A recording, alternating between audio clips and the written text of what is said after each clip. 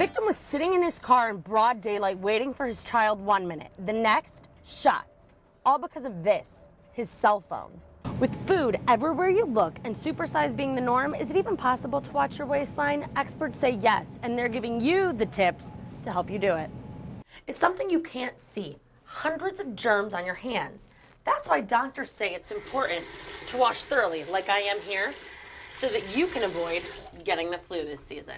Tonight, Cleveland's very own Public Square is going to be filled with thousands of people for Cleveland's biggest New Year's Eve event in years. We're going to have live performances by Cruella and Cleveland's very own Drew Carey. The victim was sitting in his car in broad daylight waiting for his child 1 minute. The next, shot. All because of this, his cell phone. Elliot Miller, a father, a Cleveland court bailiff, was rushed to the hospital Wednesday in critical condition after a senseless shooting outside his child's Cleveland school. At a school in broad daylight? No, this guy was desperate, real desperate. Elliot and his wife were in their car waiting for their child to get out of school when a suspect jumped in the vehicle demanding their cell phones. She handed hers over, he didn't, and got shot. It could have been any of us. And for what is what my question is, for what?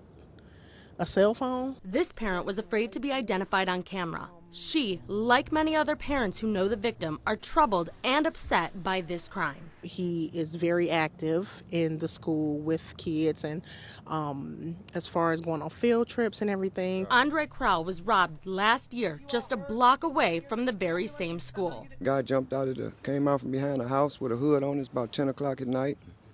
Pointed the gun and said, "Give it." I said, "I ain't got nothing." He said, "Empty your pockets." Now, people in this community hope the cell phone crook gets caught. I hope they catch him. Because if he get away with it once, he do it again. I feel honored that they didn't even think twice about it. What started out as a typical day on the job for John Pillar turned out to be nearly fatal. I mean, that's a lot, to take a chance to save somebody's life. A life coworkers were able to save because they noticed something was wrong with their friend. He actually looked like he was dead. I mean, it looked bad. So, but, you know, we weren't going to give up, so we just gave it our best shot, you know, and thank God. When I administered the shock, I literally saw his whole entire body lift up, and it's like, I don't know, I don't want to keep thinking about it. I don't want to keep going through it. Coworkers used the automated external defibrillator, better known as AED. Their company and many others now work with the Red Cross to have specialized AED training. I feel very grateful that I had the classes at my company, Morrison Products, and, you know, got me these classes. Because otherwise I would have had to sit and watch and not be able to take any action to save my friend John. Red Cross officials came to honor the employees who kept John alive, but they were the ones touched by this life-saving experience. The biggest amazing thing was that there was one of those AEDs here. The other is that there were people that were qualified to work on it. Cooking up a Super Bowl meal with Chef Dante Bacuzzi from Dante's Restaurant in Tremont. Quick, fun, easy dishes, sure to score big for your football feast. Football is all about fun. There's the challenge, the excitement, the competitiveness. It's all about fun. So why not throw in some great food? Yeah, I mean, you got to eat. Ready, set, hike. For Denver fans, Chef Bacuzzi is making a barbecue pork Pringle snack. We're going to serve it on top of the Pringles with a little bit of Havarti cheese and a little bit of scallions, chives on top.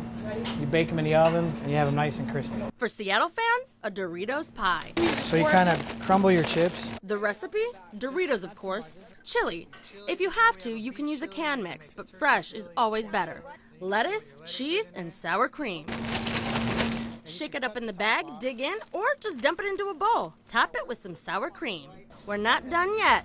Bacuzzi says his pickle pepper poppers with chicken are a touchdown no matter what team you're rooting for. We're going to pound it real thin.